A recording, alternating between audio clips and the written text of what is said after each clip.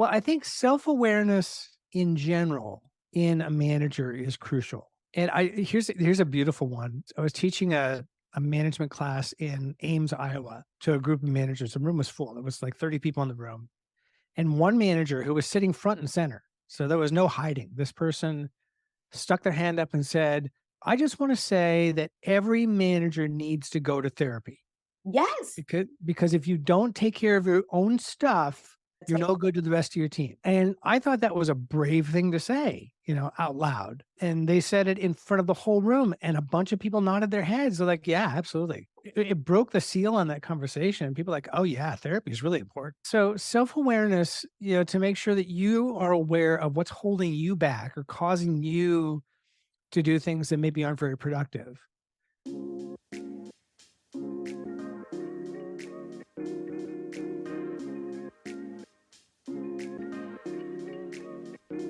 Welcome to Manager, a podcast about the experiences of people leaders and how we can enable them to lead engaged, healthy, and high-performing teams. I'm Kamaria Scott, your host, and I'm thrilled to have you join us as we learn, lead, and succeed together. Hello and welcome to another episode of Manager to Manager. I'm Kamaria Scott. If you have seen me live or heard any of our episodes, you know that I am a huge fan of finding your tribe or your community and surrounding yourself with people who have similar interests. And today is no different. I am super excited to welcome Eric Girard to the episode. He, like myself, is so passionate about helping people leaders lead great and engaged teams. He helps new managers kind of gain their footing and get a great start to leading people. So, Eric, welcome to the show. Thank you so much. It's a pleasure to be here. Oh gosh, I'm so glad to have you. And I do have to give a shout out to our mutual friend, Tracy, who introduced us. It's always wonderful to have people who know your common interests and will bring you together so that you can have a shared conversation. So let's just jump right in. Would you tell the audience a little bit about yourself, what you do today in your business, and just you as a people leader? Yeah. So when people ask what I do, I usually use the shortcut of management consultant. Most people have a vague idea what a management consultant is. But mainly my job is helping new managers transform from being a great individual contributor to a great people manager. And that is two completely separate things. Being a great financial analyst or being a great engineer is completely different from being a great manager of financial analysts or manager of engineers. So I help folks make that transition. I've been in learning and development for over 30 years, including 20 years in Silicon Valley in management development. And right now I'm the CEO of Girard Training Solutions. And that's what I do with my mighty team of contractors and consultants who help me out. So not only do I run the company, but I'm also the lead facilitator, and I also design the courses and everything else in between. And then I've got folks who help run the social media presence, graphic design, instructional design, and publicity. My experience as a people leader goes back into my early days of Silicon Valley, where I was promoted to become the manager of a team that I was on. So I was promoted over to other people. And that was my first management gig. And unfortunately, it was also my worst management gig because I had been peers with these two other people. My boss said, you said that you wanted a management role. So here it is. I'm going to promote you over these two folks. What do you think? And I said, yes, absolutely. He said, great. By the way, one of them is a problem child and I want him gone. So that was my introduction to management Welcome. was fire one of your colleagues. Oh my goodness. And so I didn't get to do a lot of the things that I teach because I was too busy performance managing someone who really just needed some extra attention. They didn't need to be performance managed. They needed to be just guided in the right direction. So it was a bad start. One of the reasons why I'm always super insistent that any guests on this show actually have been a people leader is because there's a very big difference between what we textbooks teach people and then you get in the role and there's so many situations and circumstances that you're like, wait a minute, there was no chapter for this. There was no class for this. I love that you mentioned that you took over the team that you were leading because so many people find themselves in that situation where they go from friend to leader and that makes the job even more challenging. One way to look at becoming a people leader is that it's not really a promotion, it's a complete job change. And so when you were good at whatever it is you were doing, that doesn't necessarily mean that you're going to have what it takes to now lead the team and deal with some of the difficult situations that come along with people leadership. We are kindred spirits. I am also an instructional designer, L&D person. And so I know it shapes how I decide what content goes into my training and what focal points and the stories I tell. So I love that you right off the bat have a personal experience that has shaped how you've done that. I want to share with the listeners that you have recently written a book for new managers to kind of get them started on their way. Lead Like a Pro. So just really quickly, tell us a little bit about that. So the book is called Lead Like a Pro, The Essential Guide for New Managers. And it is essential. It's not a very thick book, but the whole idea is that in a couple hours sitting, you can sit and read this thing and understand enough of what it takes to be a good manager and a good leader. It's not the exhaustive tome, but I did do a lot of research to make sure that everything that I put in the book is current and up to date and valid and reliable. And it covers everything from bringing the empathy to the role all the way through to managing change and everything in between, what I would call the basic blocking and tackling. So, for example, delegation, goal setting, coaching, feedback, and more is what I talk about in this thing.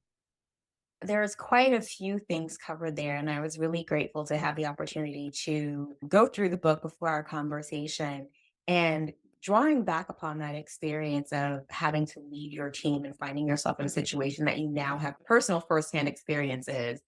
I'm wondering if there's anything from your own experience as a people leader that you definitely were like, I wish I knew this back then, and this definitely must go in the book. So, what from your own experiences where you're like, this is a topic that is a must have for people leaders? I know firsthand if I'd known this, if someone had given me this in the beginning, it might have made the transition a little bit easier.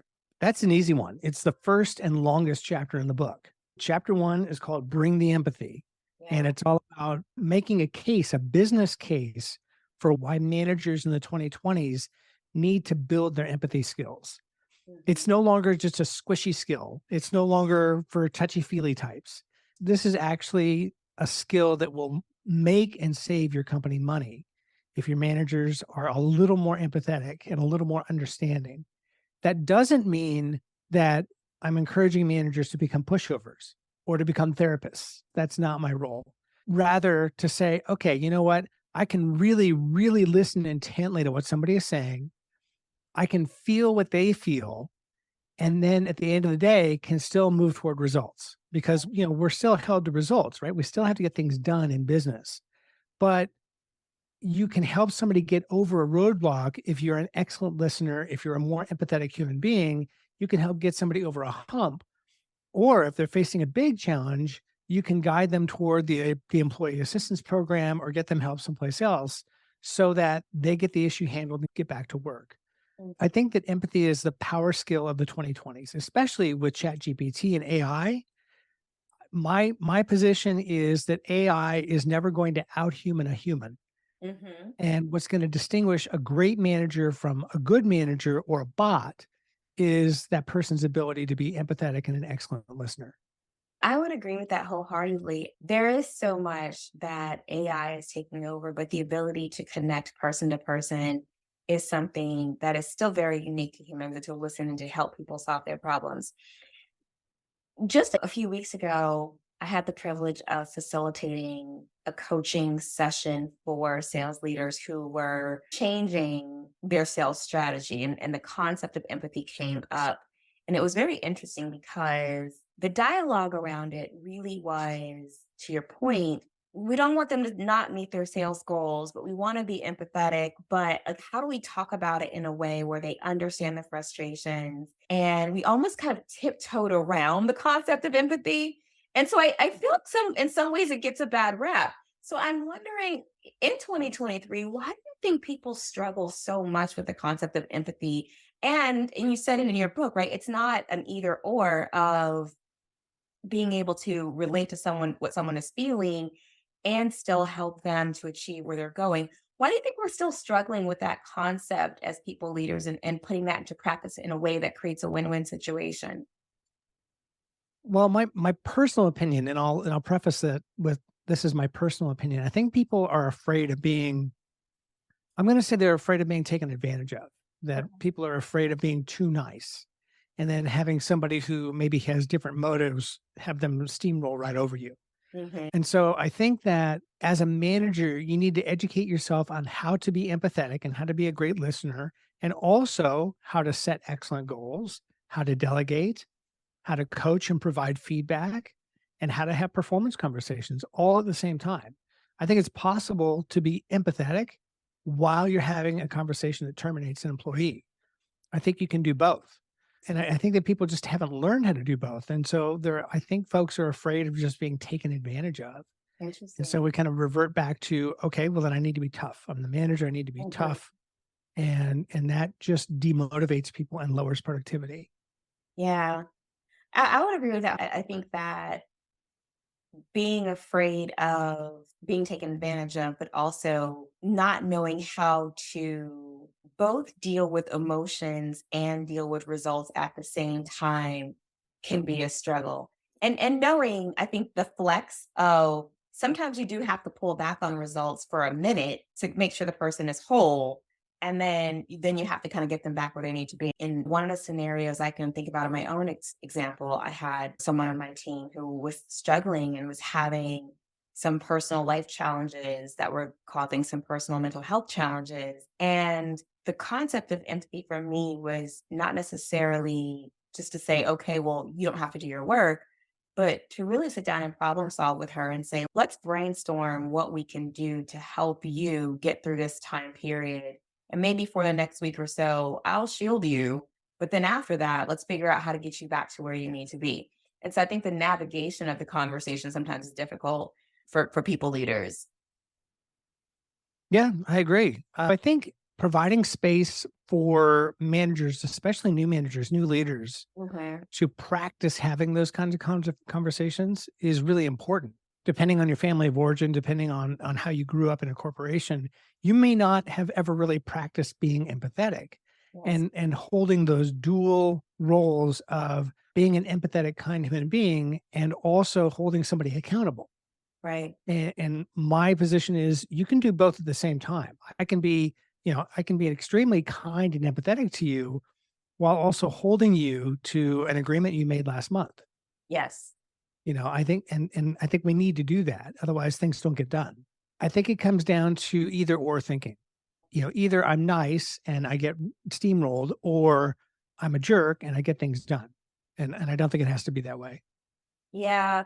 Now, you mentioned crucial conversations in your book, and I cannot remember what that dichotomous thinking is called. Oh Um, my goodness. so if any of you listeners have read Crucial Conversations and you know what that dichotomous either or thinking is called, you just put it in the show notes for us. But it's that thinking, that fool's choice thinking that it has to be one or the other when there's plenty of space in between to lead people with empathy and care and so hold them accountable. You actually named it. It is the fool's choice. The fool's choice is the sucker's choice. Separate choice, that's what he called it. Yes. I think getting people away from that is probably one of the first steps to getting them to successfully leading with empathy and implementing it in their personal style. Something else that you mentioned that I really loved was building a habit of kindness. I think you might have even mentioned it before. We dove into empathy and for people to make a deliberate effort and maybe even with someone they find challenging to just be kind over a period of time. I found that interesting because in all the years that I have taught leadership development, the concept of kindness as a people leader has never come up. So I am curious as to what stood out for you. What made you think this is a topic that bears mention for new leaders, for them to understand that it's important for them to demonstrate this as a people leader and why it's important as a foundation? Well, of course, it ties closely into empathy, and there is a business case for that I make in the book. And kindness is an extension or an adjacent piece to empathy. I think that if you're kind to folks, and kind doesn't mean being artificially nice. Sometimes, like as Brene Brown says, clear is kind, unclear is unkind. And so sometimes the kindest thing you can do is while watching your tone of voice, while watching your word choice, and while making sure that you're delivering feedback in a private setting, letting somebody know that their performance is not up to par and it needs to change. But So it's not about, again, it's not about being touchy feely. It's not about, something that would make somebody go, ew, I got, no, no, no. It's about, look, I just want to let you know where you stand. This is where I stand. This is where you stand. This is where you're falling short. And here are some suggestions to fill that gap, and just being clear about it. And I would say the big thing, because I learned this lesson the hard way in Silicon Valley. One of the jobs I had a manager who used shame and coercion to get us to do stuff. And she would dress us down in front of the rest of the team. And it was all about, body language, tone of voice, word choice. It was terrible. It was really, really bad. Yeah, stuff got done, but guess who we gossiped about behind her back whenever she wasn't around? I mean, it was not a happy team. It was a very dysfunctional team. And I bet that to some extent there was some negative impacts on performance. Maybe you were giving her what she asked for, but were you giving her your best and brightest? Were you giving her more? Were you giving her innovation, ingenuity, all of those things? Speaking for myself, she was getting exactly what she needed, and not a drop more. Whereas I've worked for some managers who I would bend over backwards for. I would get last on the moon for them if they asked. Yeah. Because I always know where I stood with them, and I always knew what was expected and what was wanted, and I was treated well. Yeah. I was treated like a colleague rather than an employee. And one of my favorite bosses, Brent, who I mentioned in the book, he was my first manager when I moved to Silicon Valley in 1999. We're still in touch. He's a friend of mine. He contributed to the book. He's been on my podcast. We talk often because of the way he came across as a manager, which was sometimes harsh. Like if I had really blown it, he would let me know I'd really blown it. But it wasn't a judgment against me and my worth. It was about that action you took was the wrong action. And how can you do better next time? It was just small things like that made a huge difference. It's really interesting because we don't necessarily teach that in most management development courses. We teach almost like the tactical thing without giving the context or saying, you can have this conversation. It might be difficult. It's because the way that you deliver it, if you deliver it with kindness, if you deliver it in a way that even displays empathy, what you perceive as a difficult conversation actually may not be that difficult. Because to your point, I've had to tell people that we don't think you're a good fit for this role. There might be something else that's better suited for you. And that's a difficult conversation because you can't say, you're a failure, but you might say, I don't know if this is a good fit, or I don't know if this role uses the best skills and talents that you have. And I'm curious if it even makes you happy to do this role. And if not, let's together go on a journey to find you something that's going to be a better fit where you're going to be able to be successful and you might feel more motivated. Even tough conversations when delivered with kindness can still be successful. And I don't know your take on this, but I do think leaders who shy away from difficult conversations, they're afraid of that outcome. They're afraid that the conversation is going to go left. And I don't know that we ever teach them that one of the key ways to keep the conversation on track, yes, you have these objectives you need to hit a conversation, but the way you deliver it is just as important as what you have to say. Absolutely. I would say the delivery is most of it. Starting with fundamentals. And this all comes from experience, having lived it myself. So things not to do. Don't deliver feedback in public. Don't deliver critical or constructive feedback in public. Don't do it in front of other members of the team. Don't use a critical or condescending tone of voice. Be very careful about your word choice and the words that you use. I mean, these are all the flip side of just one instance of feedback I got from one manager who ultimately got managed at themselves in Silicon Valley. It was no fun at all. And yet, if I'm fair, and if I really think about it, what this person was trying to say, at the very essence of it, what this person was trying to say probably had some merit. Sure. At the kernel of it, there was probably something that needed to be addressed, but they went about it the wrong way. and got 180 degrees from the reaction that we're probably looking for. So yeah, I'm right there with you. Delivery is not everything, but it's a lot. It is quite a bit. One of the things that I really loved about your book was that you gave people pragmatic ways to go about doing things. Like I love like the here's how you actually build a habit of kindness, or here's how you do X, Y, and Z. And I think that was really helpful. One of the things that really stood out to me that I enjoyed about the book was the part about managing change, because we are in such a constant state of change now. I mean, it's like rapid fire. Every day you come in and something is different. We've bought a company, we've sold a company. You may or may not work here anymore. Your friends may or may not work here anymore. The technology is different. There's always a change.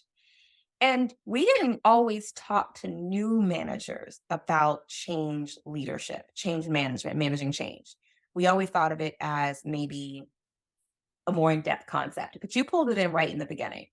Let's talk about that for a minute. Why did you feel like it was important for even now new managers to have the conversation around change and to know what their role is? Well, I think you said it, that it's never ending. Change is never ending. I've been studying and teaching change since the late 90s. And it's getting faster and faster and faster. I mean, just this year, think about all the different apps you can get that use AI. We went from zero not long ago to dozens and dozens of AI apps. And I have not tried them all. I don't know if I'm ever going to get caught up with them all. But it is just super important that anybody working in technology or in industry at all be comfortable with the fact that where things were yesterday when you left the office or when you left your desk, probably not going to be there when you get back. Mhm. 8, 10, 12 hours later, things are probably going to be different. And so I think teaching managers to be change hardy themselves, to be resilient and to understand, okay, change is constant. I'm not going to change that. I'm not going to make change slow down, but I can change my approach and my attitude toward change, and sort of bolstering themselves saying, okay, change is just something that's going to keep coming, and I can change my own attitude toward change, and then helping them spot how their teams are doing with change and move their teams through a healthy curve, getting to a point where they're okay. All right, it keeps happening and I'm fine and I can roll with it like water off a duck's back. It's no big deal. So I think there's that awareness piece for manager and employee alike, and then the extra skill for the manager of being able to have that conversation with the employee to move them through, because Yeah. it just keeps happening. You get change one, change two, change three, change four, change 100, all layered on top of each other. Yes. And paying attention to self-care in that case is really important. So there's going to come a point when you are just cooked. Hmm. Call a timeout and go take a break. Lock your laptop up, put your phone away, and go away for a couple of days and just detox, in whatever way works best for you. We have a resort that we go to once a year up in the Sierra Nevada mountains of California. And I do my best every year to leave my laptop locked up. Yeah. And this resort has no Wi-Fi. There's not even a payphone on the property. And it's like, okay, I'm going to do my best to just chill out and sit by the river and drink a cup of coffee and read my book. And that's what I'm doing this week. So you have to take care of yourself in whatever way works best for you, because change is never ending. There's three things that just jumped out of my head as you were talking, and I'm gonna hope I remember all of them by the time I finish asking. The first thing that jumped out in my head is, as a manager, your role is to help people get through the different stages. And no matter what change model you prefer, your job is to always really be scanning. And I do think maybe that's another skill or subtle thing that sometimes gets missed in leadership development and management training, is that a large part of your job as a people leader is watching and monitoring. I always say it's like playing I Spy Private Eye, to see the signs of where people are on your team. I mean, I think it's the essence of situational leadership, right? You need to be able to diagnose and you need to be able to react. But outside of that one concept, I don't know that we emphasize enough how important or how much of your role as a people leader is really just being in tune with what's happening with your team and responding accordingly, especially during times of change. So I'm wondering if you can speak to that, just like the heightened awareness that a people leader has to have in this new state of change. Well, you mentioned, for example, situational leadership. I love SL2. I love Blanchard. I'm also certified in DISC and really a big fan of DISC. And so the idea is, in general, whether it's SL2 or DISC or change management and any of the change management models that exist, is self-awareness and then kind of a heightened vigilance of watching for other people's reaction to change. For example, in the book, I use the bridges model. So you're going to go through endings, the neutral zone, and beginnings, and being able to catch that in yourself. And then I give signs and symptoms for things that a manager should be looking for to see what their team is doing. What are they experiencing and why, and how are they acting? What are the behaviors you can observe to say, this person is afraid of losing something? Maybe a quick conversation to clarify what they're actually losing versus what they're not losing. And being able to step in and take quick action because your antenna are up and you're seeing people act out a certain way. It's like, I wonder if maybe Maria is in that neutral zone and she's let go of one trapeze and the other one isn't there yet and she's freaking out. Right. I think it's just educating yourself a bit. I mean, William Bridges' Transitions book is not very thick. I encapsulate enough of it in my book just to make the point, but doing some reading about change and change management is very worthwhile as a manager to help your team build their change muscles and be able to deal with it over and over again on a daily basis.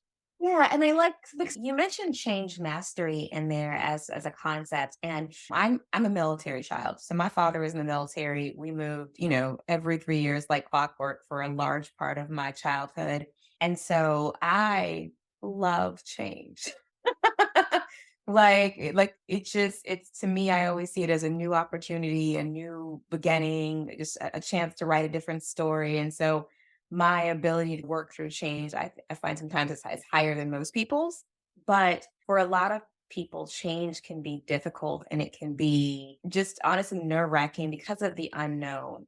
And the ability to help people navigate that and to be comfortable with the uncomfortableness, to know that they'll be okay as they move through the stages, I think is one of the hallmarks of a great people leader. And what you said about being able to assess first your own tolerance for what's happening, because it's really difficult to lead somebody else through something when you yourself are struggling with it. So, and you mentioned it's actually in several different parts of the book where you talk about the ability or the importance of being self-aware in various situations because it influences how you might approach leading your team. So how critical is that? What would you advise other people leaders in terms of being diligent about self-awareness, not just in times of change, but just in a variety of different areas as you start leading a team? Well, first off, I'm very impressed with how deeply you read the book. So you know it awfully well. Thank you. Did you catch any typos while you were reading? I did not, but if I find any, I'll send them to you. All right. Well, I think self-awareness in general in a manager is crucial. And here's a beautiful one. I was teaching a management class in Ames, Iowa, to a group of managers. The room was full. There was like 30 people in the room.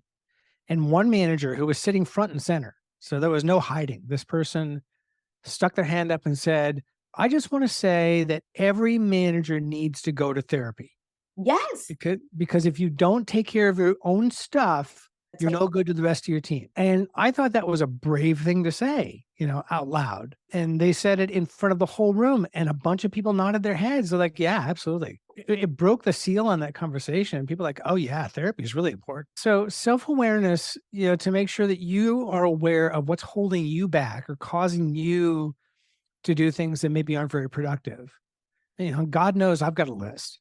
Yeah. But so making sure that you know what's holding you back and what you can improve is great self-awareness. And oh, by the way, ties back to what we started with empathy. It's like, you know what, I've got my junk.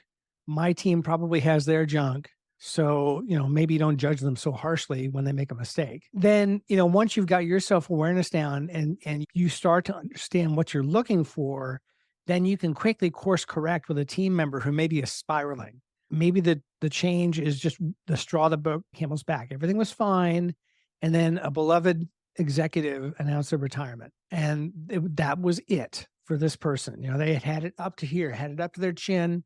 And, now Marty's retiring. Forget it. Just forget it. I'm done. and they sit down and put ashes on their head. So, so it's like, if you can see that and know what's going on and take them someplace private and say, let's talk for a sec. How are you? Yeah. No, really. How are you? That can make all the difference and doesn't have to take very long. Yeah. I agree with you wholeheartedly. And I don't necessarily think people have to become masters of change models, but you do need to know the signs of when people are struggling. When people, I like to say when people are stuck. People get stuck in change. They get stuck in believing whether or not it's a real, like the change is real and it's something we should be doing. They get stuck and they're thinking about whether or not they can be successful. You should be looking for signs that people are stuck and figure out, where are they stuck? What is it that's keeping them from moving on through the process? And then be able to have the appropriate conversation. But to your point, you have to know where you're stuck too. And so when you're self-aware, you can have conversations, even and for most cases, vulnerability, to say, listen, I struggle at this, and this. This is an area that I can get better at. And I think when you're able to do that as a people leader and you're able to model it, then when people are also struggling, they feel comfortable proactively having those conversations with you about where they might be stuck from a change perspective or even a performance perspective. It's more of a two-way dialogue than as a people leader, you having to drag it out of them. Yeah. It goes back to trust. Trust is huge. So not only do we need self-awareness, and not only do we need to admit that we are broken and need to work on some stuff ourselves, but working on building trust through what you mentioned, which is reciprocity and vulnerability. Like, and to me, trust is about going first. And so as a leader, I'm going to go first. I'm going to be the first one to admit that I don't know what's going to happen as a result of this change, but I'm going to go find out and I'll let you know. Or to admit, yeah, this worries me too. I really love Marty and I don't want him to leave. This worries me, but I'm going to go get some information and I'll bring it back to you. That's a great way to build trust in a team rather than making stuff up, stonewalling and going into your cave. Not helpful. Not helpful. And I think that admitting is really important. I tell people I've literally been through 3 layoffs now. If I get 2 more, I'll get a fruit basket. But in each instance, I've been with people who this is their first one. This is the first time they are experiencing the insecurity of my livelihood may not exist in a few minutes, and so what do I do about that? And the ability to say, I've been there. I too have been afraid. I'll tell you, the first time I got laid off, I was less than gracious about it. So I get it. Then that goes back to what you're saying about empathy. I can relate to what you're saying. And we can have the proper conversation now to talk about this might mean a change for you, a big one.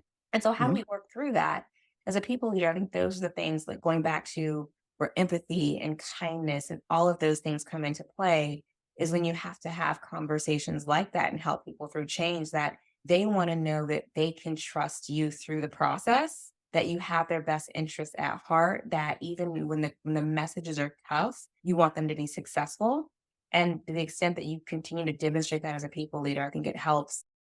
I'm going to sort of switch gears just for a minute, because we have been very deliberately talking about, I like to say people leaders is my favorite term, but your book is specifically for managers. One of the things that makes me twitch just a little bit is when I'm on LinkedIn and I see this conversation about leaders versus managers.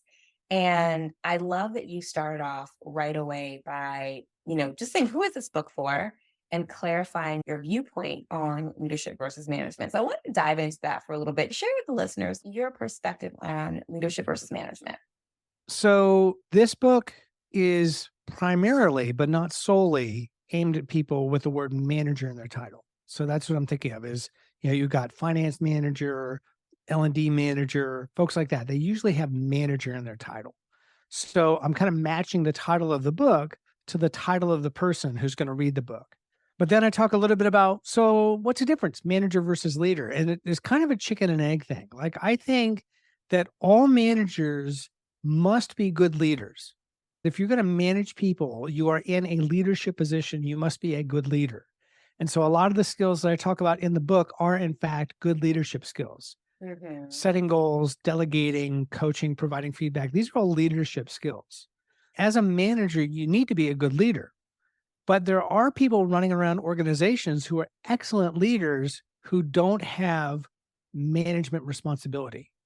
Yeah. So there are excellent individual contributors who are leaders, but don't have the formal authority, quote, Right. of having that title. So these are people who are influential.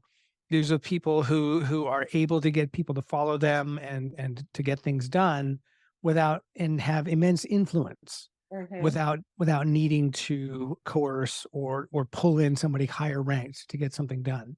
And I think that there are managers running around without leadership skills, Yes. and that is unfortunate. Because if you're trying to manage using your positional authority alone at any level of an organization, it doesn't have just to be first line manager. It could be at any level. If you're trying to throw your weight around with positional authority, Mm-hmm. in my world, you get to do that once. You can pull rank on me once. Right. You do it again, and we're going to have a private conversation because it's just not an effective way to get things done. It causes friction. It causes low morale. It causes a drop in productivity. So have I been clear on the difference between leader and manager and how, you can be a leader without being a manager, without having that title? You can be a manager without leadership skill, but you won't get very far. And so I think that all managers need to be good leaders. And so I consider my audience for this book, I consider them leaders, and I say so, and I'm cheering them on. Yeah. I see you as a leader, and I got your back. I love that. The podcast is called Manager to Manager, but I, in conversation, always say people leader because I want to be very specific that I'm talking to people who your box is above somebody else's box, because I think it's Mhm. a critical role. And I think it's one of those things where, right or wrong, I always describe it as being a manager. And I always have to clarify this part that I'm not at all equating managing to raising kids, but being a manager is like a parent and a leader is like the fun aunt. As a people leader, you have direct responsibilities for hiring, firing, coaching, developing. That as a leader, sometimes you don't have those responsibilities. You can inspire and you can like motivate people, but you don't have to write their performance review.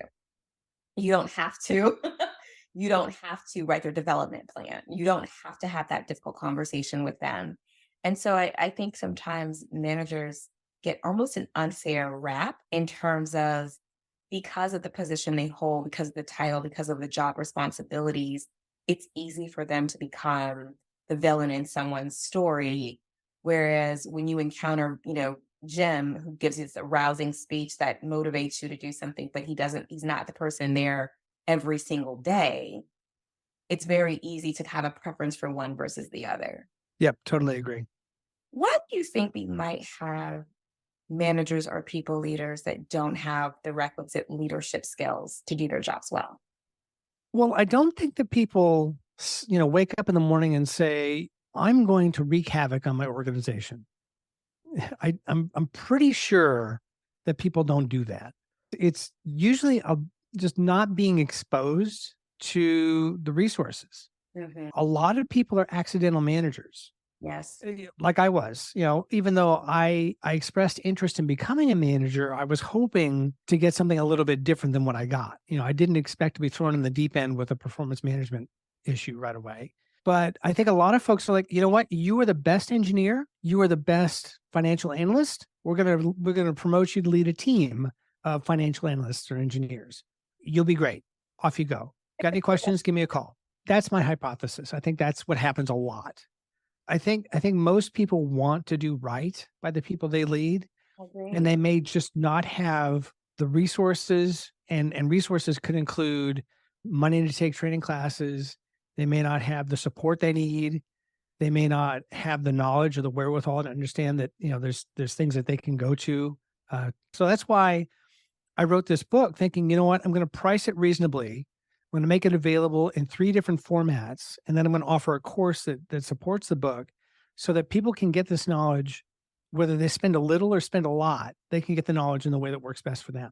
The book is wonderful. I highly encourage everyone to run out and get it. It is really packed full of not only research and theory and things to kind of ground you, but practical steps for how to implement some things, which I, again, as a pragmatic girl myself, happen to love. But tell us a little bit about your courses as well. So what if someone reads the book and is like, I want more, what happens in your courses?